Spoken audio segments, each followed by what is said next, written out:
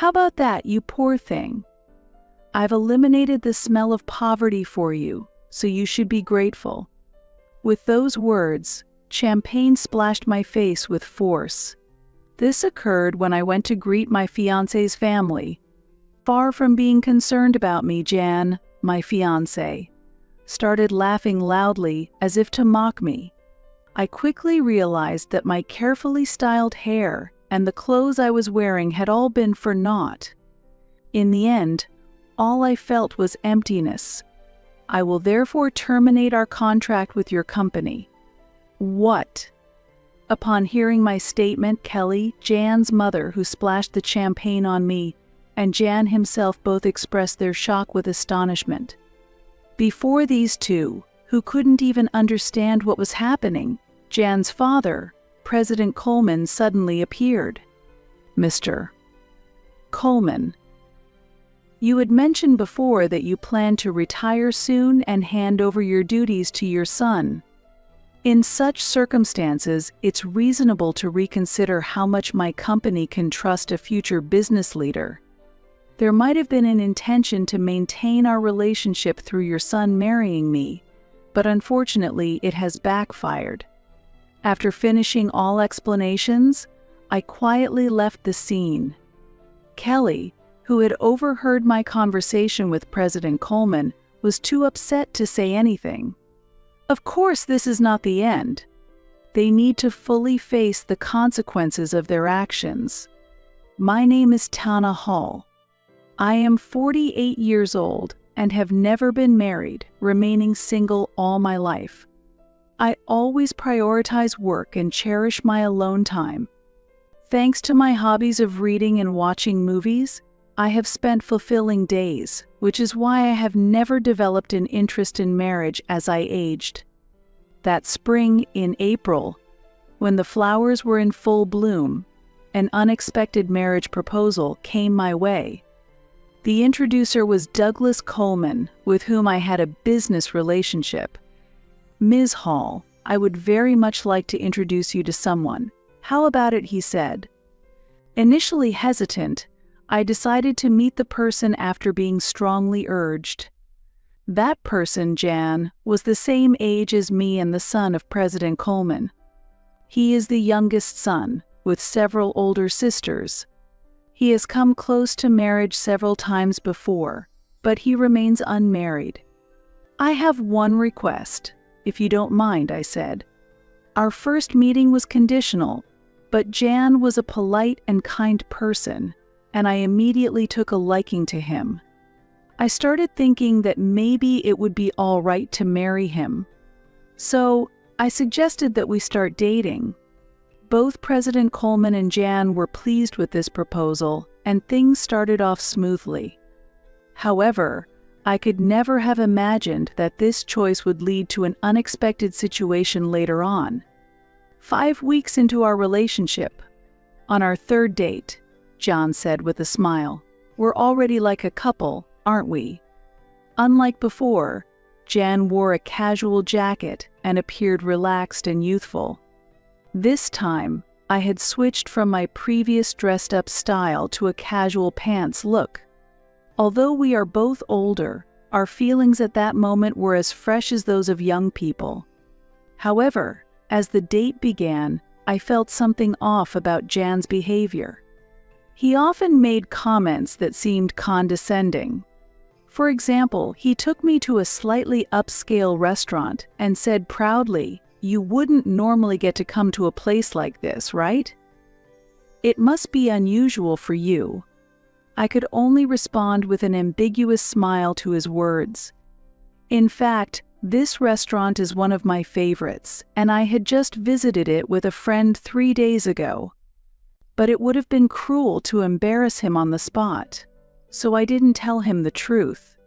A waiter I knew nodded at my signal and pretended to be ignorant. While sitting, I noticed the watch on Jan's wrist. It wasn't a top-of-the-line item, but it was decent. "That's a different watch from before. The color is lovely, and it suits you," I complimented. Embarrassed, Jan took off the watch to show it to me. Mistaking my interest, he seemed to offer it out of kindness. Since I wasn't deeply interested, I briefly checked it and returned it, but he seemed to insist on giving it again. Feel free to take a closer look.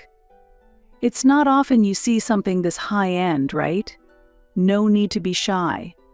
My reaction was not so much out of politeness as it was just a lack of interest in men's watches. Though I agreed to take it when he insisted, I felt a bit perplexed. To me, a watch is just an accessory, and I think checking the time on a smartphone is sufficient. So I mentioned his watch casually, just as I might compliment a friend's new decorative item. Many of the older people I work with wear them too, so I actually see them quite often. Thank you for showing it to me. It's nice to have something you like. At that, Jan slightly pouted and surreptitiously followed my belongings with his gaze. What caught his interest was a bag that I am particularly fond of. This bag was specially made for me at a favorite workshop, reflecting the craftsman's skill and my taste, and is very practical. It's a bit pricey, but it seemed cheap to Jan. I was wondering, don't you have a proper bag? Instead, I think you should have something more prestigious. The bag was custom made at an Italian bag store and naturally doesn't have a brand logo. In fact, the Craftsman's Workshop logo is branded on the bottom of the bag. However, I prefer simple designs above all, so I asked to hide it. It would be difficult for someone not accustomed to women's bags to judge its price just by looking. But I can't help but be puzzled by his consistently superior tone. Sometimes I dismiss it, accepting that he's a sheltered son who doesn't know the world, but the feeling of discomfort doesn't easily go away. At one point, I thought about reconsidering marriage, but since we've only met 3 times, it seemed too hasty to decide on a separation. So, I decided to wait and see how things would unfold. Since then, we have continued dating. Jan does show some immaturity at times, but he is essentially an honest person. He no longer exhibits the unnatural behavior he showed before. No one is perfect from the start. If you have patience and gradually find harmony, love will eventually grow, said an older female celebrity on a show I watched for distraction. I found some truth in those words. The following week, we went to a famous hotel buffet for our 5th date. Strangely, Jan piled 3 or 4 servings of food onto his plate. "Are you sure it's okay to take so much? It would be a waste if you can't finish it," I lightly commented, to which he suddenly burst into laughter. Wondering what was so funny, he said, "A waste? Tana, are you still talking like someone poor? It's okay to take this much, it doesn't matter if I throw it away if I can't eat it all." I made a sour face. It seemed he completely failed to understand that wasting food not only incurs costs but also discomforts other customers. The issue isn't just about money, it's about resources and the environment. Aren't you aware of the concept of food waste? It's also inconsiderate to other customers, and eating disorderly isn't good. My voice carried more sternness than usual. In response, Jan suddenly shrank back. As he poked at his pasta with a fork, he muttered, "I'm sorry, please don't be angry. My mommy said you might be marrying me for money, and I just reacted without thinking." The word mommy lingered in my ears, and I inadvertently repeated it. Referring to one's mother as mommy is uncommon and suggested a peculiarity about his family environment. As the date neared its end, with this discomfort in mind, Jan drove me home, and as I was getting out of the car, he grabbed my hand to stop me. "Ms. Hall, even though I am who I am, would you marry me? Even if not right away, being engaged is fine. As your fiancé can wait as long as it takes." I was taken aback by Jan's sudden forwardness. but soon I began to feel genuine joy from his actions. Although there are many concerning aspects about Jan, his courtship brought pure joy. I considered that the areas he lacks could be improved upon after marriage, nurturing him into a loving husband. 3 months had passed since we met, and I felt it was the right time to move forward. Let's grow together by complementing each other. We both have flaws and differences, so let's talk a lot and resolve them, I said with teary eyes, moved by emotion. However, the moment I agreed to the proposal, Jan once again exhibited problematic behavior. Let's start preparing for married life. First, you should quit your job and take care of the home and learn the housework from my mommy. He began with a smile. My joy vanished, replaced by rising anger. I countered him more strongly than usual. Don't be so presumptuous. If that's your attitude, then marriage is out of the question. Goodbye, I said. Jan was silent, stunned. During that moment, I got out of the car and immediately went back into my house. Though I had decided to distance myself, I reluctantly agreed to meet after receiving a message from Jan over the weekend, insisting on seeing me. The weekend came quickly, and Jan was already waiting at our meeting place when the appointed day arrived. As I approached, Jan stood up quickly and apologized deeply. I'm really sorry about last time. My friends told me to lay down the law, and I took it seriously. They even scolded me for actually thinking it's okay to do that. Jan said, his energy low, which soon began to dissolve my anger. Just a while ago, I felt like clicking my tongue at him, but ultimately I came to terms with it. It's somewhat disappointing, but he is dear to me. Jan is very straightforward, and sometimes it might be hard for him to distinguish between jokes and seriousness. He is easily influenced and somewhat indecisive. But I reminded myself that no one is perfect from the start. Make sure you keep this in mind. We're getting engaged, after all, I said with a wry smile. At those words, Jan looked up suddenly and brightened immediately. After a stormy engagement period, a month had passed. Finally, it was time to formally meet each other's families to announce our marriage. The first visit was to Jan's family home. Although I have had a long association with President Coleman, it was strictly professional, and this was my first time visiting his home, which was nerve-wracking. Jan was as gentle and lovely as usual, but he seemed a bit off since the morning of the visit. I thought he might be nervous, but apparently that wasn't the case. About my mom? He started, and I braced myself, thinking of the potential issues between a daughter-in-law and mother-in-law. However, I believed in his mother, known to be a hard-working woman and the kind-hearted wife of President Coleman. I hoped that if I spoke sincerely she would understand, but I was mistaken. Yikes. The moment I stepped into the room where we were supposed to greet each other, liquid splashed onto my face. My eyes hurt intensely. Further, a strong irritation hit my nose, causing me to cough violently. I immediately panicked. How about that, you poor thing? I got rid of the poor smell for you, so be thankful, I heard a mocking voice say. I was surprised by the bitter taste, smell, and heat. I realized the liquid that entered my mouth was champagne, but I was confused about why I received such treatment. Kelly, what are you doing? President Coleman exclaimed in shock. The situation became clear. Jan's mother and my future mother-in-law, Kelly, had thrown champagne in my face. It seemed the earlier mocking voice was also Kelly's. I remembered how Jan had previously looked down on me as poor. I realized that this attitude might have come from Kelly. Ahaha. What's the matter, Tana? You're all wet. Funny, isn't it? Go mommy, typical of you. Jan laughed loudly.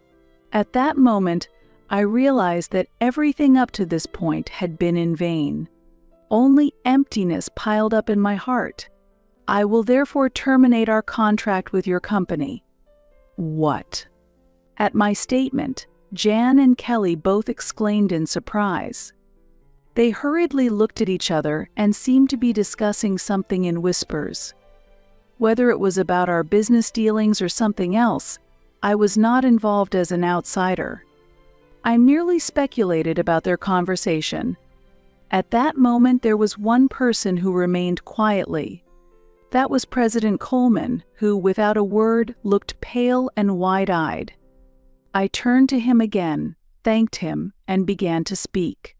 First of all, President Coleman, I would like to thank you for your cooperation so far. It must be due to the condition we agreed upon that such an incident did not occur before. Then, when I turned to speak to Kelly and Jan, Kelly looked at President Coleman with a doubtful expression and then stared at me sternly. Meanwhile, Jan watched Kelly's reaction while looking at me. I continued quietly.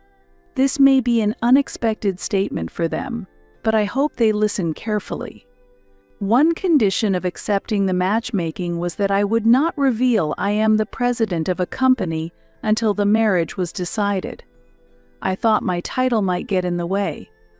My connection with President Coleman was born out of significant business transactions that I had built over the years while focusing on my business. I picked up my business card. Naturally, it listed my company name and position. Those not involved in management might not know the details of our transactions, but they would at least understand the title. Hello again, Mrs. Kelly. Thank you for all your help so far. This is my position. I have been working with your husband's company for over 10 years. Currently, my company is probably your biggest client.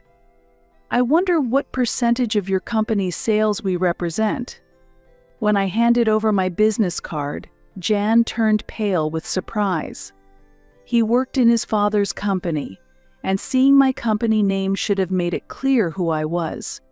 To President Coleman, I am not just any business owner. I am the owner of one of his most important business partners. Therefore, I wanted my profession hidden initially to truly assess Jan's character. When choosing a lifelong partner, I want to see the real person, not just superficial behavior. I cannot afford a contrived attitude because it could affect the fate of a parent's company. Thus, I was introduced merely as someone I met through work. I wore fake glasses and significantly altered my makeup and hairstyle for our dates. While the disguise served as a temporary amusement, in retrospect, it was a waste of time. I'm sorry, President Coleman, but I must decline this proposal. This concerns marriage, and also, we need to pause our transactions to reassess the situation I stated, then sat down to face President Coleman. Afterwards, I explained the situation as calmly as possible. President Coleman turned pale upon hearing my words and stuttered, "The transactions are affected? That can't be right," but his reaction seemed forced. I shook my head firmly, indicating that my decision was final. However, wanting him to understand that my decision was not based on a fleeting emotion, I continued in a calm voice. President Coleman, you mentioned before about planning to retire soon and hand over your responsibilities to your son. In such circumstances, it makes sense to reconsider how trustworthy a future business partner can be. There might have been an intention to maintain our relationship through your son marrying me, but unfortunately, it has backfired. Right after graduating from university, I started my own company with some friends. Over 20 years have passed since then, and I have been leading the business as its president throughout that time. As I've mentioned several times, I have built a relationship with President Coleman's company over more than a decade. My company, managed from a female perspective, has been recognized for its unique approach and has been growing significantly recently. As a result, our transactions with President Coleman's company have also increased. However, recently there has been internal discussion about whether to switch to new business partners. Amidst this situation, the sudden proposal of an arranged marriage came up. Considering the timing, President Coleman might have sensed some movement from our company. This was not particularly kept secret. After finding out who I am, Kelly and Jan were clearly disturbed. I decided to explain the situation further to them. In fact, we were reviewing whether to continue our transactions with your company. I heard that your company is currently facing some management difficulties. Are you aware of that? As contracts with other partners are ending, this information is crucial. What does that mean? Kelly asked, shocked, while frantically shaking President Coleman's arm. Beside her, President Coleman wiped his sweat in a flustered manner, looking anxious. It seems that the company's issues have not been discussed within the family. Jan's glances between me and President Coleman caught my attention. Despite being an insider, Jan appeared not to understand the current state of his own company. While considering this puzzling situation, I continued the conversation. In light of this, President Coleman strongly suggested for me to meet up with you, Jan, leading us to this point. Perhaps you considered this marriage proposal with the stability of your company in mind. It seems you wish to maintain our business relationship at all costs. Kelly was visibly shaken, her hands trembling and her lips quivering. As I explained, President Coleman's company is indeed struggling with management issues. Kelly may have looked down on me earlier, but her company is facing far more significant problems. Once praised for quality and speed, President Coleman's products have been technologically overtaken by competitors, no longer offering anything special. Moreover, the development and manufacturing processes are inefficient, cost reduction has not progressed, and the product prices have become expensive. Additionally, the company imposes unacceptable levels of pressure on employees under modern labor standards, shortening delivery times and further deteriorating the corporate reputation. Adopting products from a low-rated company can cause a domino effect, dragging down the reputation of business partners. Even a company with a long history faces challenges with outdated structures and a high turnover rate among young employees. As a result, President Coleman's company's market share has gradually decreased, and its performance continues to decline. Under such circumstances, it was natural for us to explore transactions with other stable companies. How dare you threaten to cut off business based on personal feelings? What a despicable act. Are you blackmailing us? This is the worst. Don't think such behavior is acceptable, Kelly exclaimed in outrage. Despite her actions being the cause, I was surprised by her accusatory behavior. The lack of an initial apology speaks volumes about her character. Before I could point this out, President Coleman shouted vehemently, "Silence. This is all your fault." I swallowed what I was about to say. Indeed, it is likely that President Coleman, not I, is the most damaged party here. The unexpected fallout from his wife's inappropriate behavior would have been unforeseen for him, who had hoped for stability. All of this stems from President Coleman's actions to faithfully adhere to our agreement, but in reality, keeping it a secret from Jan alone would have been sufficient. He should have informed his wife beforehand. As a result, I am relieved that I didn't have to welcome such a problematic person as my mother-in-law. The sight of Jan was pitiful. He was pale and trembling, tightly gripping Kelly's hand. It is sad to see a 48-year-old man still needing his mother's hand. Seeing his state, I couldn't help but give him a cold look. "It's impossible that you," carrying such a cheap-looking bag, could be a president. Moreover, you complained about food waste and acted like you were poor. You are lying, even about being my father's business partner. How disgraceful." Jan vehemently accused me. "He might be trying to blame me, but he is mistaken. I am not interested in branded goods and prefer to use high-quality domestic leather products. Also, my criticism of wasting a large amount of ordered food was not because I am poor, but simply because it is inappropriate behavior. There can be no calculated acting in this. Regarding this bag, it is custom-made from a workshop I frequent. Anyone knowledgeable would recognize its quality immediately, but it seems none of you are interested in the quality of leather. This bag is priced higher than commercial brands," I explained, and suddenly Kelly stared at my shoes and bag with astonishment. Then she quickly averted her gaze, embarrassed. "Clearly, it's a matter of those who know, understand," I continued.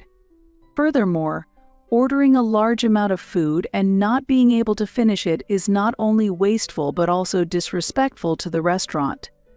It is unreasonable and inappropriate behavior. Moreover, the fact that I am your father's business partner is true. What would it mean if the presidents of the companies doing business with each other did not know one another?" Jan seemed dissatisfied and unconvinced by this discussion. President Coleman frowned at his son's behavior.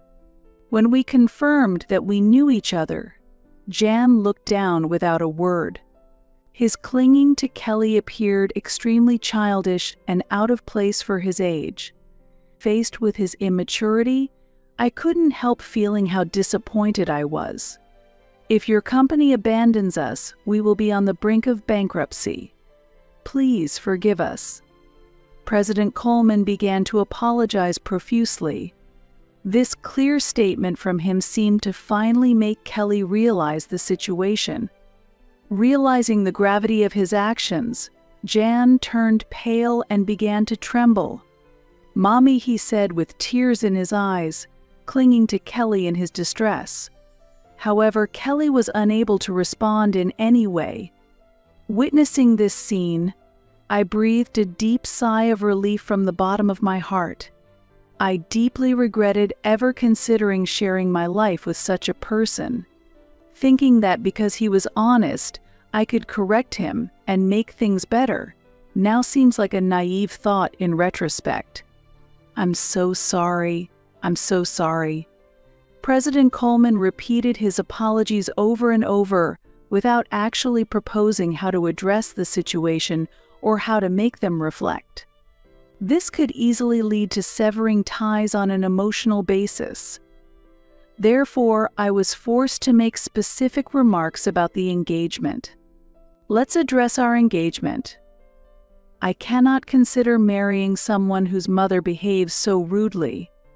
Moreover, he did not try to stop his mother and even laughed along with her. I hope you understand why the engagement should be called off." President Coleman listened, repeating words of affirmation. I continued the conversation. "Thank you for understanding. Until yesterday, I believed in Jan's potential for improvement and proceeded with the engagement, but now I feel relieved that our relationship has been dissolved. Furthermore, I provided specific examples of Jan's behavior. For instance, his frequent quoting of his mother's opinions, saying, "Mommy said so," and then his behavior of calling his mother mommy at nearly 50 years of age. He often uses his mother's opinions as a shield to justify his improper behavior. However, his weakness becomes apparent as soon as I point out these issues. He quickly becomes disheartened. There were countless examples of these behaviors. President Coleman was astonished, his mouth agape. Kelly also showed embarrassment.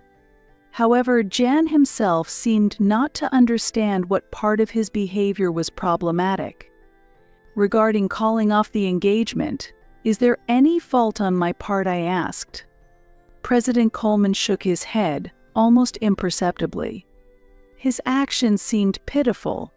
I paused to calm myself and took a deep breath. I will divorce my wife. Jan will also have to move out with her. The company's operations will be taken over by competent staff, so please do not abandon us. Help us. It appeared that my deep breath had made President Coleman anxious, and he suddenly began to declare his intention to divorce Kelly. What? That's not possible. I can't manage my life without this marriage. Kelly cried out in shock. After that, Jan and Kelly both raised their voices at President Coleman. Why didn't you tell us beforehand? I am innocent. Why am I being kicked out? The problem is only with Mommy. I am not involved. Their simultaneous protests stirred up the room. Becoming fed up with everything, I finally let out a real sigh. Well, as you wish. Thank you for your time. I will take my leave now, I said to President Coleman alone and quickly left. I needed to go home and take my high-quality clothes to the dry cleaners right away. Otherwise, the champagne stains would set and render them unwearable. Jan stopped his protest and wept, seemingly accepting the situation. Kelly tried to retort but was silenced by a stern reprimand from President Coleman. However, she still appeared to grit her teeth in dissatisfaction, looking far more determined than her son. 5 months after the unpleasant incident with the 3 members of the Coleman family, as predicted, President Coleman resigned from his position. It was not just a retirement, but a resignation taking responsibility for the deteriorating performance of the company. The main reason for the decline in performance was the termination of the contract with our company. A former subordinate who took over as the new president conducted a comprehensive review of the operations. Breaking away from family management was well received, and external evaluations improved. He was proactive in developing new products, and the results were beginning to show. At this rate, resuming the interrupted transactions might be imminent. Furthermore, President Coleman and Kelly officially divorced. Jan moved out with Kelly as anticipated and started a new life together, but rumors persist of daily conflicts between them. The once close relationship between mother and son might have been based primarily on financial comfort. After being expelled from his father's company, Jan quickly fell into unemployment. Unable to bear Jan's financial dependence, Kelly left him in President Coleman's care and disappeared herself. I heard she now lives alone in an old, low-rent apartment, mourning her fate. Kelly once boasted of her lavish lifestyle, but it seems her behavior actually pushed many people away. Now, she has neither helpers nor friends and has become a lonely figure. About a year after President Coleman's retirement, I had a chance encounter with the former president. When I visited his former company, I unexpectedly ran into him. I am very sorry for the great inconvenience I caused before former President Coleman said. He had generously transferred half of his property to Kelly. However, the main reasons for her financial troubles were Jan's demands and Kelly's continued extravagant spending. Unfortunately, this is nothing but personal responsibility, and sympathy is hard to come by. Former President Coleman initially planned to keep Jan at a distance. However, he was shocked to learn that his nearly 50-year-old son did not even know how to boil water, and eventually, they ended up living together. He seems to be firmly educating Jan, including making various decisions within the household, as Jan had completely depended on Kelly. I feel that I have not properly looked after my son and wife until now. This is the misfortune I created for myself. Although it's late, I am deeply reflecting. I think I also did some wrong things to Kelly. Fortunately, the company did not go bankrupt, and I am relieved. said the retired President Coleman. Now staying at home, he is seriously engaging with Jan for the first time. Jan, facing unprecedented challenges with household chores and part-time jobs despite his age, seems to frequently cry. I can only hope that he becomes a decent person. However, I myself do not wish to have any more dealings with him ever again. 3 years have passed since then, and my company is doing very well. My performance has improved compared to before, and the stock price has also risen. Regarding my personal situation, I am no longer considering marriage. I had already informed my parents when I got engaged, and I explained everything thoroughly when the engagement was dissolved. When I shared the details, they supported my decision to stay single rather than approving my involvement with such a person. As a result, my parents have become even stronger supporters of my dedication to my work. I work actively every day and have taken up new hobbies to lead a more fulfilling life.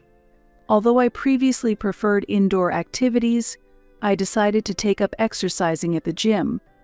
Recently, I can visibly see muscles starting to form.